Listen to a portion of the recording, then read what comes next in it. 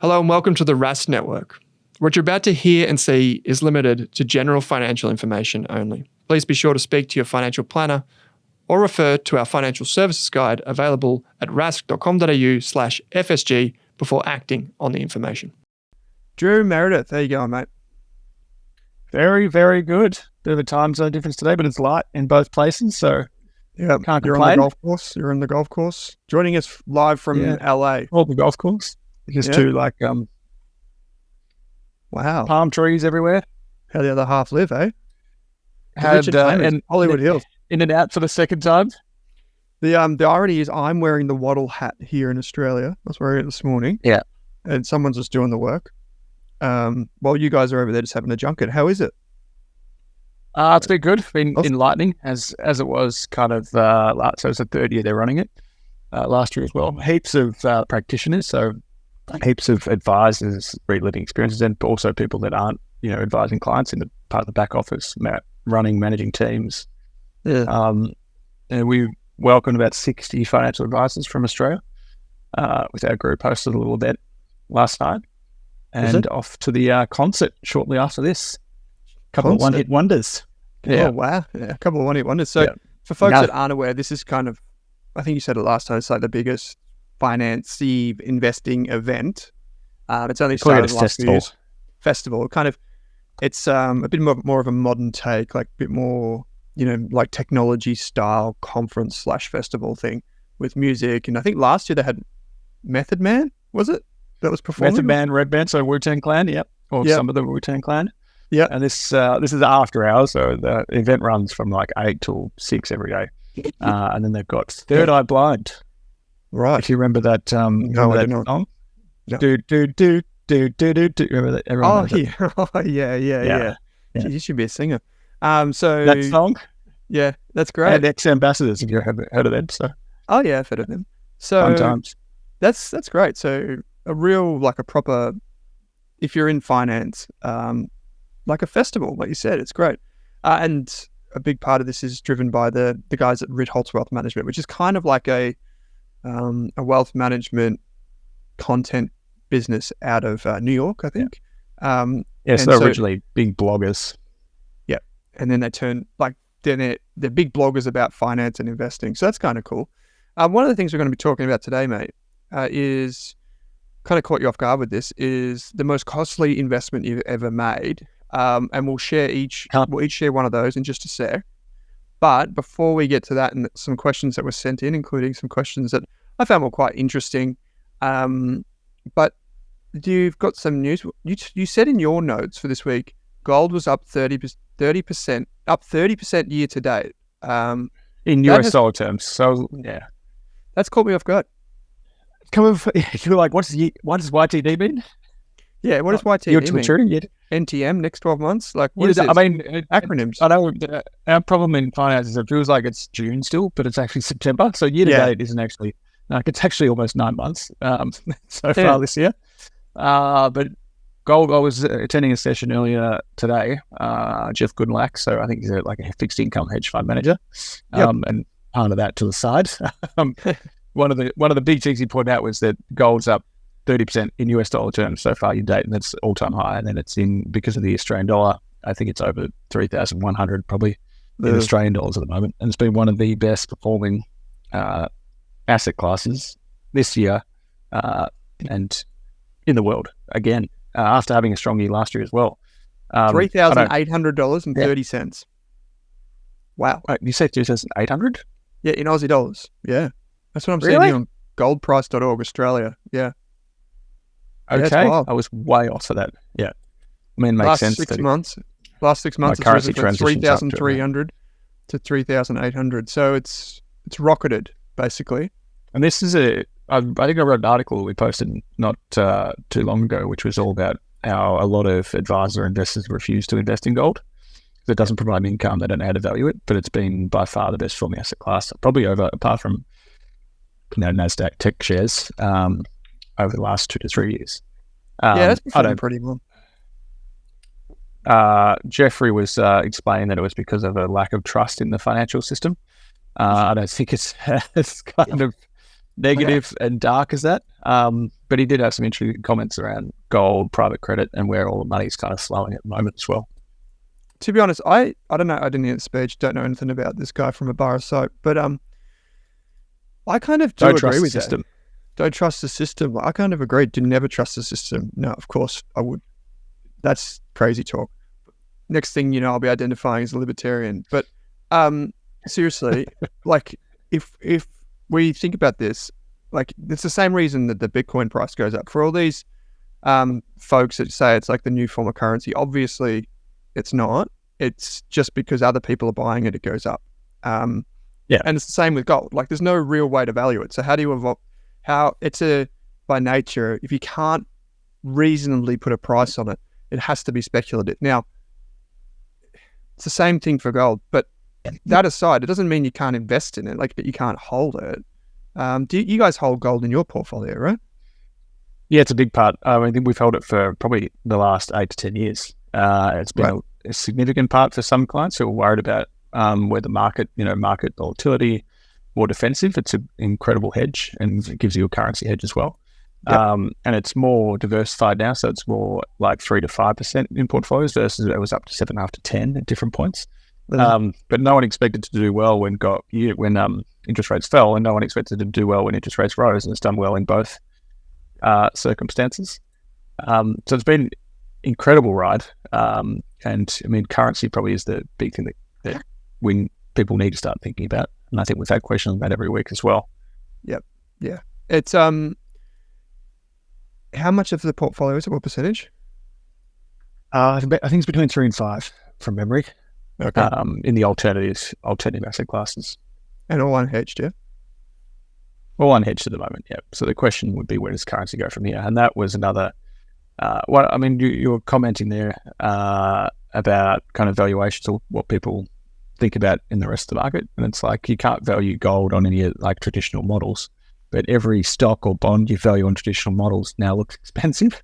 Yeah. So like we talked about the PE of, what's your favorite, WiseTech or Pro Medicus? And like on any multiple, even if it fell by 60%, it would still be overvalued on traditional multiples. So that's kind of this whole point that all those things look uninvestable. So people are increasing their gold and other things like private credit, which is one of his other points.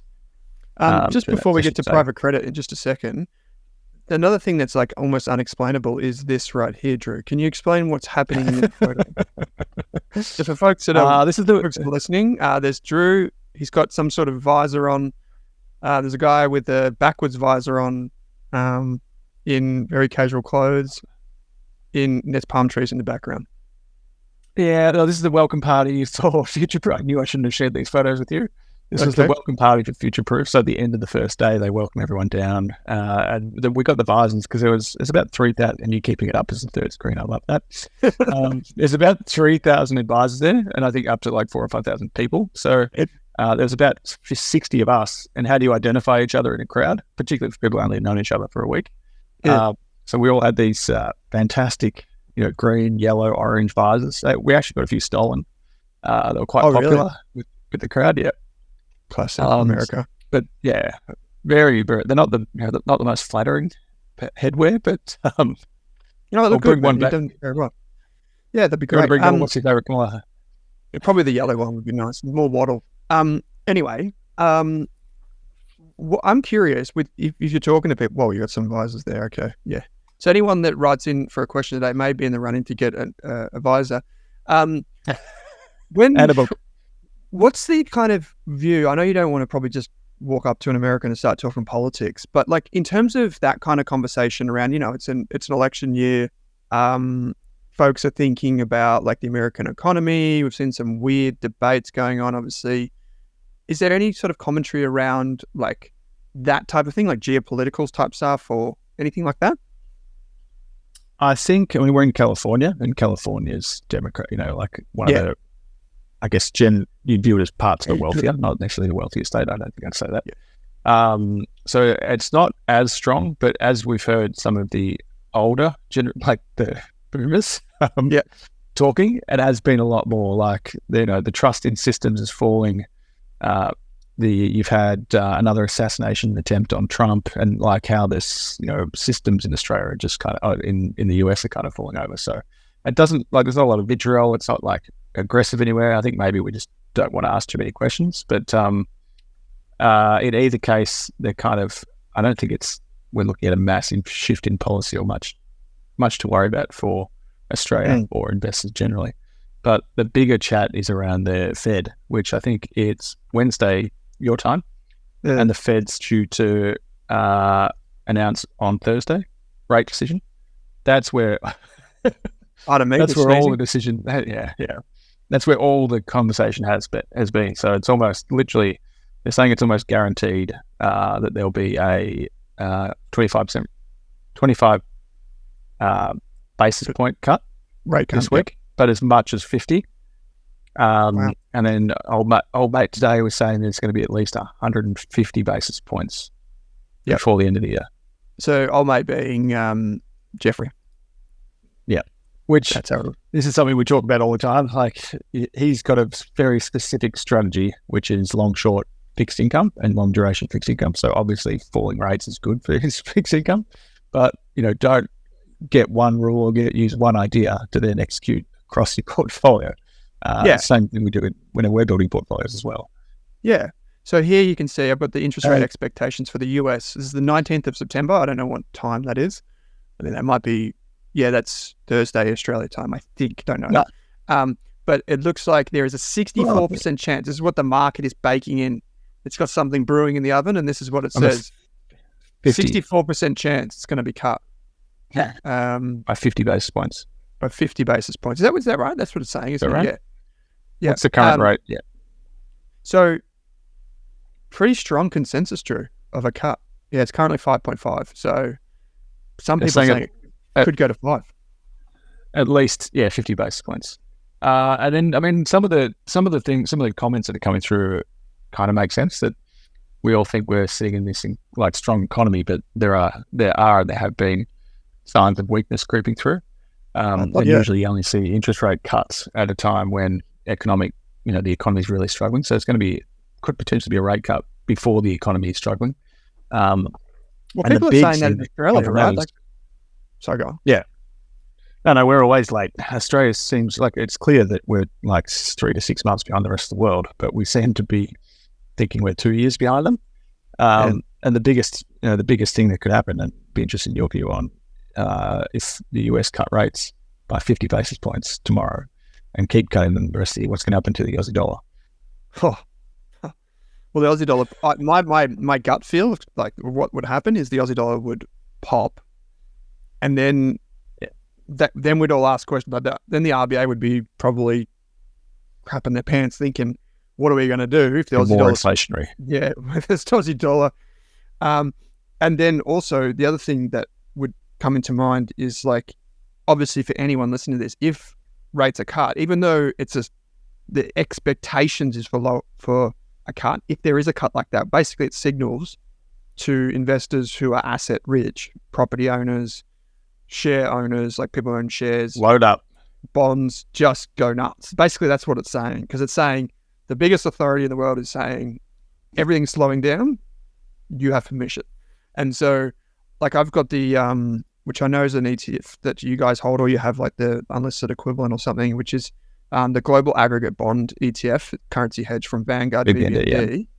It's up. It's only up in price terms 2.65, but you've probably got equivalent in coupon payments this year. So you're probably looking like a 5% 7% return for and then from like just a Aussie bond ETF. Let's have a look. It'd be more than that. Oh no, it's similar amounts. So from the bottom though, like when you go from the start of the year, but from the bottom, it's been pretty strong. Yeah. So you're looking at fixed income starting to look really appealing. What do you think would happen with the Aussie dollar?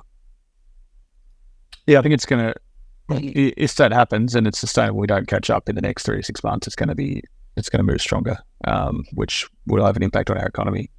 And it will have an impact on markets for sure. So I'm not saying you should be pulling everything out of your portfolio and hedging, and I'm not predicting interest rate cuts either. Not after last year. We're waiting a full year before I'm making another call for this year. The doctors. Yeah, he's retired. Someone brought him up today.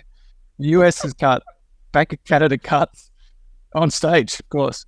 European Central Bank cut. Did they Like really? if all these, yeah, everyone's cut, and like it's No, only no. about, like I thought you meant like the doctor was brought up. no, I mean, yeah. What we should be doing is trying to do a live 2 cents in Future Proof next year. Yeah, definitely. We could do it inside Future Proof tent. No one could understand a word that we're saying. Yeah. What are they talking about? Okay, check this out. What is going on in this photo here, Drew? Like, this is another photo that we should let the people see. What is actually happening here? I shared you these photos in confidence. Yeah, I don't know. It seems like, I don't know, you've been lifting? It's a goofy smile, yeah. Trying to get back into shape. You're looking good, though. You're looking good. I appreciate it. Yeah. Drew's going to work on his social... Black's quite slimming. Just say that. But you got to keep the rig looking good when you're in California. Other than that, though, news is same old traditional debt story you put in the... This is normally you're quite an optimistic person, mate. So you put in here that same old debt story and also private credit overinvested. I think this is kind of the elephant in the room, to be honest. Yeah, I mean, this is... I think me and Jamie were both rolling our eyes because the talk, maybe, and this will probably attract some attention, but he was basically talking about how the US pays $1 trillion in interest every year, but we've spoken to Bill, and he's saying it's a massive time bomb ticking away, and it just, as soon as a boomer says that, I kind of go, all right, yeah, and then I lose. But then he did go into, let's put that to the side, I've got to stop saying boomers. Yeah, come on, stop being so divisive. Experience, but what he was talking about was private. Yeah, it's more this traditional view on money, where it's clear that Japan had done it, the US had done it, and the way central banks work and the way governments work, they're not independent, all that kind of idea. But it's this idea that it's almost fear mongering, that everything's going to explode, we can't afford our debt, all these sort of things that don't contribute to growth and risk taking and all that. That annoys me. Not the way he talks about it. But what was interesting was, I mean, he's a traditionally fixed income investor, but private credit is doing incredibly well. But when he was trying to raise money, there were numerous major philanthropic funds, like hundreds of billions, that had no money to invest in his strategy because they put so much into private markets. They had no ability to redeem. Not saying they're bad or good. And the takeaway was that private credit, not there's anything wrong with the sector, gets overinvested when other asset classes are viewed as overvalued. Yep, that makes sense. So private markets do incredibly well when everyone thinks the ASX an all-time high, Dow Jones all-time high. Naturally, we're going somewhere else, and that's why everywhere you look at the moment, there's private credit. Yep, and a new type of private credit. Absolutely. And I think that's the thing, right, is people look to those assets because they're like, well, my term deposit's paying 5%. The shares, my XYZ consultant says maybe it's going to return 7% or 6%. But I just heard about this private credit. I could make a loan in private markets and get a 9% return. And it's virtually guaranteed. Like we talked about this on the show last week. When it's not guaranteed and there's tail risk, which people can't really price. Like people have a pretty good job. I think people mostly do a pretty good job of pricing like market risk, like the idea that a market is generally risky, but what they don't price very well is tail risk. If like you end up in one of these private credit things and the proverbial hits the fan, they're freeze. And they're freeze. You can't get your money out. They're not going to pay any interest. And so I think that's a genuine risk. But I kind of take your point. I think what you're alluding to is something that everyone that's listening to this and any type of financial information you consume is just understanding the perspective of someone who is saying something. If you're a professional professional debt investor and you do one type of private debt, you're going to come out and say why that type of private debt is good and the other one is not so good. Or if you sell hybrid securities and you charge a really high management fee in Australia and you're thinking, well, everyone invests money in property, I'm just going to talk about how bad property is, then everyone's going to invest with me. And we see those types of people on the AFR pretty regularly as well. So, the marketing from these professional investors can be pretty powerful. So just be aware of their perspective and their incentive at the end of the day. So we did promise at the top of the show to talk about the most costly investment we've ever made. Maybe I'll go first and give you a moment just to think about this, Drew. But my investment is actually, I've been reading this book, How Not to Lose $1 Million by John Addis, the founder of Intelligent Investor and brilliant writer. And he goes through all these different, it's actually a wonderful book for any share investor. And he talks about all of the investments that they made over the years, like Timber Corp, how bad that was, but then how they missed out on Cochlear, Apple, different types of businesses. And got me thinking about some of my worst investments naturally. And I think the most costly investment I've ever made is actually an investment that I made and then sold. So I bought a company called Nearmap, which does like aerial imaging and stuff. And I bought it for like 40 or 50 cents or something. And the key thing is it wasn't that big of an investment. It went to $4. So it would have been, 8 times my money. But the fact is that I was early in my journey and I put like a significant amount of the money that I had at the time, probably like, I don't know, I'm going to say like 40 or 50% of my money in this small cap.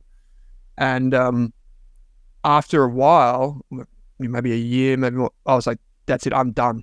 And I sold out at probably break even, but then it went on to $4. So the key thing is like, I sold way before it rallied. And a lot of people don't think about mistakes in investing as this way. They think about mistakes as, I bought Dubber at $7, it went to 20 cents. That's the mistake they think of, which is costly, don't get me wrong, and we don't like those as much as anything else. But I think a lot of people who listen to this show and invest in individual shares or fund managers or whatever, or particular themes or property or whatever, you'll probably find that once you get to the end of your journey, that the most costly mistakes are actually the ones where you did the right thing in buying it in the first place. You just lost patience, or you got kind of like scared. You got scared out of it too early. And those are the things that end up costing you the most money on paper. And I could say the same thing about Promedicus. Like I bought it at $7, sold at $13, sold again. I don't know, it was like $80 or $90. Now it's $160. Same with Zero. I bought it at $16, did nothing for a few years, and now it's whatever.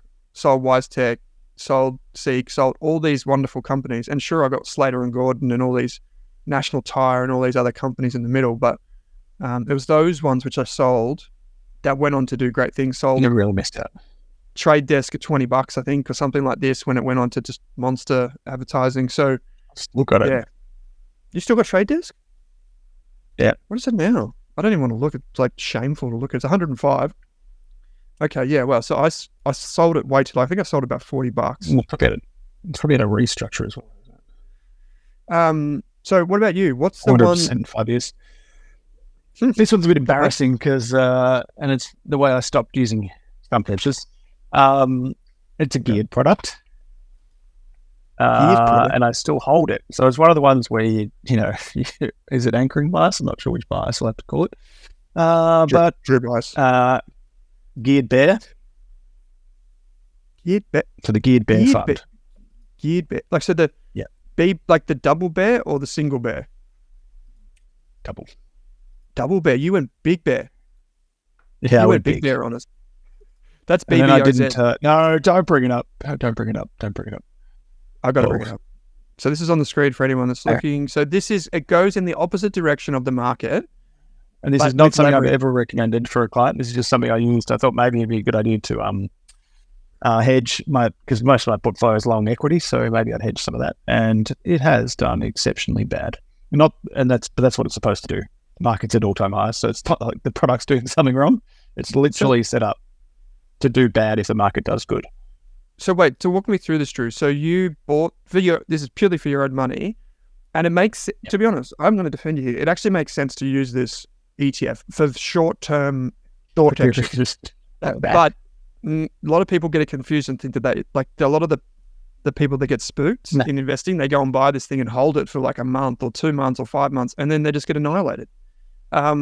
Talk me through what led to this. Like, where did you get to? Like, how did you get to that point? I have to check when I bought it. I think I just started, like, we've held gold, we've held hedges, and I thought I didn't want to be selling anything, capital gains, and I thought maybe let's put a little bit of play in for a little bit. I can't remember what it was. It must have been 2021, and I actually did all right on it for a little bit and then didn't reverse it out. And then the market just turned, and now I've still got it, and the market's still hitting all-time highs. Like, how do you sell a hedge now? If I was right then, like if I needed a hedge then, I still need a hedge, and that's just, I don't really want to look at it, so it's bottom draw. And it's not in the major. Advice, get rid of it. Yeah. Yeah. Wait until the market falls. Because one of the things that happens with these inverse ETFs is the good thing about them, it's not like gold where it doesn't actually cost you anything. Like, yeah, sure, you could say, oh, well, if you hold gold for 5 years and it underperforms, you don't get any income. Therefore, there is an implied holding cost. But typically it keeps up with inflation, so typically it's level. This thing's charging you fees, and there's embedded leverage, and there's volatility decay, Drew. So yeah, the thing with these things, there's also the thing that's interesting about these inverse ETFs, not to get too geeky on people, is there's no expectations in them. So unlike some assets where you've got expectations baked into the return, so say for example, like Pro Medicus, people think it's going to grow, so it's got a high PE. If they didn't think it was going to grow, it would be a low PE. But with these, there's no implied return. So what I mean by that is you can turn it on when the market is falling rather than preempt it, if that makes sense. So that's just how I think about it. Going into it, yeah. I don't know, man. Or just don't use it. I would never recommend it. If anyone else saw it, I'd tell them to get rid of it, but it's still stuck. So maybe that's a time to do it, not personal advice. Not personal advice. I had a question come through, and I wasn't 100% sure how to answer this, but what do you think about, like, if we go the other way with leveraged ETFs? So we had a conversation with BetaShares, sponsor of our Australian Finance podcast not too long ago. They talked about their modestly leveraged range of ETFs. Have you ever used leveraged funds or leveraged ETFs for your accumulator clients if they came through? We did out of the GFC. We haven't, because we mainly more retirees now. But out of the GFC, we use I call it First State Geared Fund, which I think everyone knows about. Yeah. And I think in 2008, 2009. So we didn't pick the bottom. But for people who, you get extra exposure for a single dollar, as long as you're aware of all the risk, the additional equity risk you have and the cost. We have used it before, and it's not a bad idea for accumulators. I mean, we talked about it most weeks, or not, maybe every other week, is that property's done well, but it's only really done well because your money's 5 times leveraged. You put a deposit of 20 and they give you the other 80, which means 4 times leverage, which means you're using money you don't have, and that's accelerating your return. Whereas you can't do that in shares. The only way you can do it is for a geared share fund like this. So in certain circumstances, and for certain people, on the positive side, I don't think using it as a long-standing hedge is a very good idea. Okay. Yeah. One follow-up before we get to the actual questions sent in this week. So on those leverage products, so there are risks to them beyond just it's more violent up and down. Yeah. But so I'm not advocating for them, neither are you. We're just talking about them. Are they those geared funds, are they the type of thing that you have, like you switch on for a period? Like they're not like your bottom drawer type, forever type index fund or active fund, like something like what you turn on for a year or two? Yeah. That sounds and I think for most people, you don't actually need them. Like for our retired clients, basically we went out and bought the S&P 500 in 2020. You could get enough exposure from the S&P 500 if you're buying at the right time that you didn't need to have leverage to it. And most of our clients were well prepared. So, you use that geared to really accelerate where they didn't really need to. They hadn't lost a significant amount of capital. So I'd be going, if you can get the index, the ASX or the S&P first, then consider whether you want leverage at the time. And that's really going to be depending on how aggressive you are and how long your investment horizon is. Yep. Fair enough. Okay, we have some questions sent in. Remember, you can send your question in via the link in the show notes, or if you're watching on YouTube, below the video. We do take your questions. We ask for a funny name, so we definitely don't know who you are, which means that there's no way that anyone should ever interpret what we talk about on this podcast as personalized advice. In fact, we only provide general financial information, And that's why when we send you a question, and we also tend to modify it if you give us too much information, just for the avoidance of any doubt. And if we do answer your question on the show, we don't know your needs, goals, objectives. So be sure to speak to a licensed and trusted financial planner, like say Drew here, or anyone that you can find on the moneysmart.gov.au website that is licensed to give you personal advice. If we mention ETFs, if we mention funds, if we mention super, if we mention these things will have what's called a product disclosure statement, or PDS. You should read that before investing. The unbalanced investor wrote in, Drew, and said they were getting some mixed messages. When it comes to investing, should we rebalance along the way or let the winners run? I appreciate the proven benefits of a rules-based system, but then how would you ever get multi-baggers if you regularly take profits and rebalance along the way? If the best solution is to rebalance, how do you know when to do so? Do you wait until a certain time or wait until the balance is off by a certain percentage? Drew, over to you first. I think in most cases, we're not, because of the people we're investing for, we're not looking for baggers, if that makes sense. Or if we are looking for baggers, we're looking for baggers in a long-term compounding sense. And if we are, they'll probably be through an active manager, and you're more likely to get them in smaller companies. The only place you're getting multi-baggers is in smaller companies and microcaps. So we probably view that as we're outsourcing that. We're trying to do it in a diversified way. And the answer, as it always is it depends. But I think having a rule-based system, regardless of what your portfolio looks like, so there's nothing wrong with having a 10-stock portfolio, but put rules around it. As in, if you've got 10 stocks, you do want them relatively equally balanced. So what's the point of having 10? If you've got one that's driving all the returns, but you might be comfortable with the risk that it drive all the returns, but there's no point in holding the others. So it's pretty simple for us. So we more look at we know that over the long term, boring asset allocation and asset classes drive the return. So that's where we look to rebalance. And once we've made the rebalancing within an asset class level, then we look at rebalancing the holdings within that. And certain ones naturally done better, like the banks and less so mining, but banks and tech at the moment. So, and this is the thing, you're going to get mixed messages but the key is that there's no simple single solution. It's finding a strategy that works for you. If you're comfortable, maybe you've got a diversified core and then you're looking for multi-bags on the outside, then maybe you don't need to rebalance them. I think trying to find a specific one without, understanding your specific objectives and what you're looking for, is very difficult. Yeah, I kind of agree with a lot of what you said there, Drew. I think that a lot of people are now using, like what you would use with your financial planning clients, what you would call maybe SAA, strategic asset allocation, like long-term asset allocation. And then they might have a satellite. So they have a core, which is your SAA, and satellite components, which are those maybe shorter term or maybe like the direct stocks or riskier investments. And those are kind of like your TAA, or which is tactical asset allocation or something like that. Now, for me, the way I think about this is just we have a soft rebalance policy. So 5% out of balance with our core and defensive. Yep. It's very simple, just core and defensive allocation. That's a soft rebalance, a hard rebalance at 10%. And I think for index investors, I think rebalancing is important. And for not just index investors, but just people building that core portfolio, because like you said, exactly what you said, that's where you'll get the majority of returns. And when it's most uncomfortable to rebalance is probably when you should.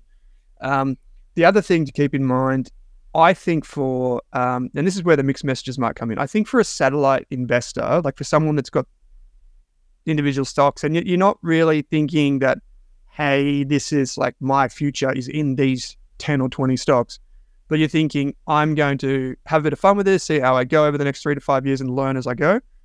I actually do think that letting winners run is the proven policy for me. And what I tend to do is I just let them run. That's like the Zeros, the Pro Medicuses. I treat that as a separate portfolio. It's like, we're going to let the winners run and let them compound. And like you said, yeah, sure, the Pro Medicuses will get big and eventually you might sell some, but you also have a lot of losers in that part of your portfolio. And at the end of the day, the losers should lose and they should be a smaller part of the portfolio, because contrary to what most of the finance industry tells you, which is buy low, sell high, you should actually just water your flowers and let them grow, because I found that that's probably the best approach. And once you know that you've bought a dud investment after a few years, like it's a company that just keeps on losing, not a company that's getting bad headlines or overvalued. They're not the types of things you sell. The types of things you sell are definitely where the business is completely broken down. The founder has left, the family's left, whatever. Those are the ones where you sell out and you just start a new position. So that's a good question. Yeah. Really good question. Steady Eddie at ASX says, lads, really enjoy the podcast. I still think he must be talking about Kate's podcast. So two-part question. On my one. Oh yeah, he's probably talking about you and James. Don't know. He's definitely sent this into the wrong place. For someone asking who has very little experience about the investing word, they're just talking about people who keep things simple. They see a lot of things like 2 index fund type strategies, like you got IVV and VAS or VGS and A200, like really simple global shares, Aussie shares kind of combinations. They say mathematically, would it be better to stick with just 2 index funds and try and achieve better compounding rather than diversifying into too many funds? How do you think about this, Drew, from a retiree's perspective? I don't know. Okay, I'll go then. No. Okay. I mean, having it's a very limited core, and I think it depends what stage of life they're looking at. But we know that if you buy 2 index funds, you're just going to get the index average, and then you're only talking about equity. So I'm not sure if you're doing index funds, you clearly want to have some fixed income and defensive assets in there as well. But you're missing out on a whole lot of the world at the same time, and you're also guaranteeing yourself the average return. So you can bring up the Vanguard chart, you bring up the BlackRock chart. Australian equities and international equities or Australian shares, international shares don't always perform the best every year. And 10% looks good per annum over 10 years, but when it's negative 20 one year and 25 the next year, it's a little bit more challenging to appreciate and navigate. So for us, I don't think there's a problem with having a very narrow core like that because you're just getting the average, but I think you do want to complement that with things around it. And we tend to look for value in other areas or diversification at the very least. So can we be exposed to other sectors that aren't tech, mining, banking? And can we do that, maybe spend our fee budget, so the management fees we're happy to allocate out on some things that offer diversification, which is what we want that because it'll actually smooth the ride. So in the market, you're going to get this. Hopefully, if you combine the right passive and active strategies, you should get more of a less volatile, less deep troughs, and probably less highs as well, shallower highs. That's actually a really good point. Is for retirees, it just wouldn't be enough because you're going to have a pretty bumpy ride along the way. You're going to have clients that are freaking out at the wrong times. And if you're in a couple or relationship and you're planning to invest this way, it's probably not the right thing. I think like a lot of people get these as like starter portfolios. And I think maybe if you're building your first 20 grand, just keep it as simple as possible. Get invested, learn how things work. It's probably better than having just one. And then you can always add things to it over time. Kind of agree with everything else you said there. They actually asked a 2-parter question. So Steady Eddie here is kind of like an analyst in that everyone asks for 1 question, they send in 2, which I love. Steady Eddie. So thank you. He said, if you had to choose 2 companies that you think you could buy and forget about, knowing they'll most likely be there in 20 years, what would they be? And this is a question we've been posed, this hypothetical question we've been posed before. My answer to this, Drew, has always been like, well, I'd get something that just the old cliche, to finish first, you must first finish. And I think the idea of having a portfolio that, or an investment that's anti-fragile comes to mind. So I'm thinking about businesses that have a proven track record, that have diversified revenue streams, but also can adjust to what's happening in the economy and technology. And I'm thinking about companies like Berkshire Hathaway, which is Warren Buffett's company. It's a holding company, or Soul Patts here in Australia, which is, a business that does invest in multiple ways: private, public, debt, equity, whole companies, parts of private companies, public companies. Been going for over 100 years. Another company that I think kind of fits that bill would be a company like Wesfarmers. Probably not as investory, but I would say Australia's Berkshire Hathaway. That was if I had to name one, Wesfarmers would be at the top of my list as well. Really? As an Australian company.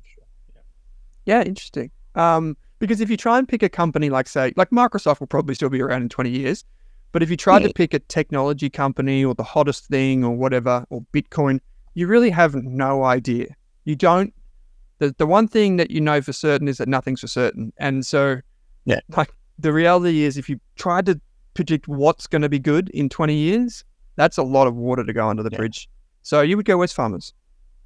Yeah, and I reckon like an Apple or an Nvidia. 20 years from now. Yeah, All right. Apple 20 years ago versus Apple today. It just gets Siri to set a reminder for 20 years from now. We'll probably both be in wheelchairs, going to future-proof, being like, back in my day, I bought Apple with $300. now it's 20. Anyway, so those are probably the types of companies. It's like, which companies are anti-fragile? And I think, like, if you think about, like, Buffett has done a wonderful job of owning companies like Visa and those types of businesses. But the reality is that do we not, like, you just don't know for certain. So that would be my capital allocators. You want innovators and capital allocators. Wesfarmers is perfect. It buys different businesses. They don't always go well straight away. It allocates capital, it sells them, it moves on. In over that kind of period. And then Nvidia, well, everyone's just going to need more chips for the next 20 years. So. Oh, mate, give us I like it. Okay. So not so superhero says, they talk to us about their core portfolio. They say they want to get their core portfolio, like that overall mix of assets, to a bigger percentage of their portfolio. It's at 65%. They want to get it up. They want to have more of their money in a core portfolio and then still have the thematic ETFs, the more exotic things around the outside, maybe some small caps, maybe whatever. They didn't go into that detail, but that's what I've added. They say, my battle is that I don't have enough cash to dollar cost average into a new investment every month. They say, when putting the funds I have available into one of the ETFs, is it worth considering which index, which strategy they say, I'm investing in at that time? Is there a standard core exposure model to each of the major indices that an investor could follow?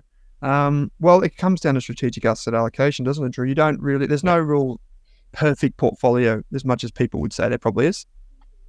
And it probably helps, like if you, this is why we do it, we include active alongside passive, because that portfolio is actively changing. Something like, GQG, who we talk about, has dropped their tech exposure from 30 to 8 and then back to 30. So you feel more comfortable with being able to deploy that rather than dollar cost average over a period of time into an active. It makes sense going to index because you're not controlling and you're just buying what's in it. So I'm a bit more comfortable going to active in that way. And then it's, to get your asset allocation right and start building it back from there. And I think when you're looking at those things that are outside the core anyway, they're generally at more attractive valuations broadly at the moment than what the core traditionally, as we said, traditional valuations, which probably makes them easier to buy. Yes, true. I've just got another question that was sent in, which I'm just pulling up now. Love a surprise question. The question is, what is going on here in this photo? So we don't actually understand. Could you please fill us in? What's happened in this photo here? Well, we like to stay fit. Again, you've got two workout selfies from me in one episode. So Dylan and I, Dylan. I think have you had him on their finance podcast before? Or no, I haven't, but he's a lovely guy. We don't talk about Dylan then. We don't talk about Dylan. No. No, we're just going out for an afternoon run. They're quite lovely down in Newport Beach. Newport Beach. Wow, looks like trying to stay fresh in a challenging environment here. Yeah, lots of sun. Yeah, I can't imagine there's too much running going on. Modelo's Pascals, yep. Okay. I literally just walked into the gym and walked out there and took a selfie, so it looked like I was working out everywhere. Yeah. Just had a coffee, so it looked like your vein was pumping in your arm. Just got your blood pressure taken. All right, not good. Moving on out. All right, last question that got sent in was sent in by trying to get the big picture sorted. That's their name. And they write in and say, "Hi team, thanks for the great content." Definitely talking about the retirement podcast. Interested in general thoughts on adding infrastructure to a portfolio and wondering what opportunities there are to do that. Now, I thought this would be a good question for you, Drew, because I believe you have infrastructure in your portfolio. We do not have it in our portfolio. How does someone get infrastructure exposure? Multiple ways, and the way I think we'd always say is to start at the index. So Australia is very challenging. There's stories about it. All the big pension funds have just eaten up basically any infrastructure asset that was on the ASX. Yeah. So literally like Transurban and APA, maybe the only real. So that's a toll road and a pipeline business. Are like the only two in Australia. So I think infrastructures you want to look globally. So your universe for global infrastructure is only like 300 to 500 companies from my memory. And what you're talking about is like electricity distribution, electricity production, renewable energy, data centers are starting to fall into infrastructure as well. So we always look at the index. So there's a few as a starting point. A few there would be iShares. They've got GLIN, so global infrastructure, essentially. And Vanguard has VBLD, not to be confused with VBND. They're both reasonably similar benchmarks, but you've got to have a look in there because some are heavy in like railroads, similar to any index. Like the biggest companies end up getting sectors end up being overweight. And then there's quite a few infrastructure managed, pretty high quality global infrastructure managers in Australia as well. So you start, there's groups like Magellan, there's Clearbridge, there's is it 4D? These are all active managers. So the way we build it is have a passive core and then an active manager around it. Does something a little bit different because you might have a view on electricity generation, or you want more renewables, or you want some other part of the infrastructure sector. And Lazar, there's quite a few that have infrastructure strategies, and it's just going to find one that suits what your objective is. So, yep. An income focused fund is what we've used, but there's a couple of listed options, but I think global far more diverse than domestic.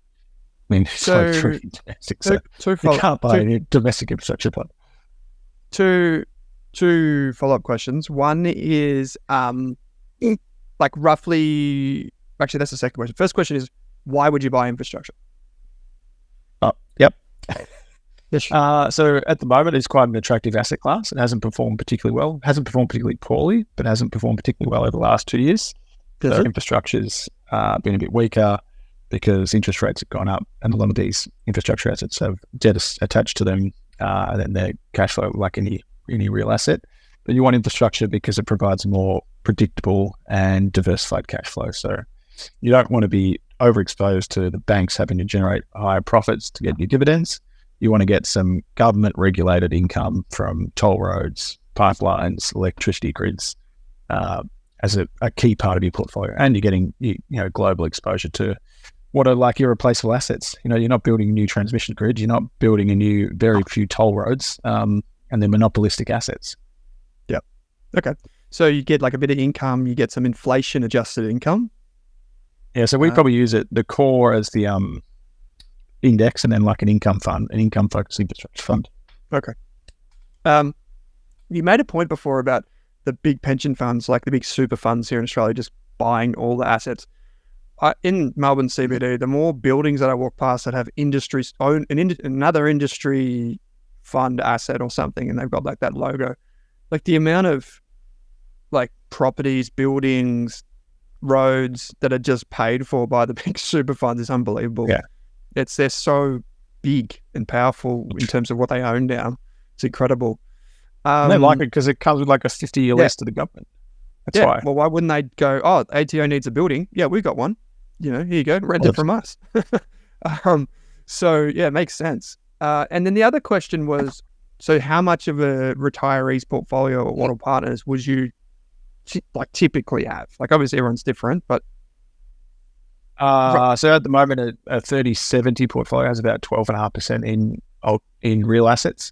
And that'd be split between property and industry, half between property and infrastructure. So that's 6%, 7%. Yeah. And then only really 2 holdings in there. Yeah. So very diversified portfolios you're running at Wattle Partners. I've got to choose the best questioner name for this week and give him a prize, which is the Value Investor Program. And if you happen to be passing by Drew's favorite cafe, maybe he can meet you there and give you one of his caps that he's going to bring back from the US. But Drew, you've also need to apologize for boomers as well. I wasn't saying I don't like boomers. Let's be clear if you're still listening. No, I'm pretty sure it is. My key takeaways from this, Drew, are 1, you hate baby boomers. Number 2, you hate gold. Number 3, you don't know who this Jeffrey guy is, but you don't like the look of him. Number 4 is don't even invest in index funds. That's basically everyone's takeaway from this episode. Right. No, so sorry to the boomers. This is more about the view of some traditional hedge fund managers towards, monetary policy and valuations. And it's more traditional. Not meant to be. I'm sorry, is what I'll say. I'm sorry. I can already see Twitter blowing up. So no, it's one of those things that it's more just like the commentary around that. But I actually, for what it's worth, I agree with you. Like it's important that we don't just take a stereotypical view and apply that to everyone, because it's definitely not the case. But traditionally speaking, if you speak to most, I guess, financial people over the age of, say, 45, 50, their traditional approach is interest rates, pay back debt, when really we know that that's not true. That's not how government functions now. We've figured that out after a few decades. So people who understand that get it now. And it's really, then it just becomes political ideology from that part on, from that point on. Now, you got to serve up a dad joke. I've got to choose the best question to name. And I was just going back through the list and I got distracted. But I would say, Drew, best question to name for this week goes to, I like the unbalanced investor. I thought that was a good question as well about, you asked the question about how do you, like the mixed messages, like do you rebalance, don't you rebalance? I think it's important to rebalance a core portfolio if that's what you're doing. Maybe you let your winners run if you are a satellite investor or something like that. You let your FANGs and these things and your different types of ETFs or thematics or sector funds or direct stocks or whatever go on for a bit longer. I think that's good. Just as Drew said though, key thing is just have a plan, have a rules-based approach. Doesn't matter what the rule is. Maybe the rule is I do let my winners run, but just have a rule so it makes your life a bit easier. Now, Drew, over to you. We have had a lot of back-channel banter about your dad jokes. A few people enjoying them lately. Some people indifferent. This one's not going to be my best. I'm under a bit of pressure here. Why do crabs never give to charity? Nippy? Don't know. Because they're shellfish. Oh, that's decent. That's decent. I'll give it a 6. Let us know what you think. Write into Drew at modelpartners.com.au. Send him your fan mail or hate mail, more likely. People can get in contact with you at Drew at Wattle Partners. There is a link in the show notes to get matched with a financial planner. You can go through that process and you can make sure that you get good financial planning advice from one of our trusted advice partners. Drew, you're over there in LA. Hope you're safe. Hope you keep wearing that Make America Great Again hat. And we do wish you safe travels back to Australia. Keep working out. Enjoy Disneyland tomorrow, which I've through back channels have learned that maybe that's a destination that you may be attending. So send you a few more selfies. Absolute pleasure. Thanks for the selfies. For anyone that didn't watch on YouTube, they are available. So let us know what you think about those. Send your questions in for next week. That's all we've got time for today. Drew Meredith, live from LA. Good to join you, mate. Thanks for watching this video on the Rask Network. While you're here, don't forget to like and subscribe so you can get videos each and every day on business, finance, investing, and so much more.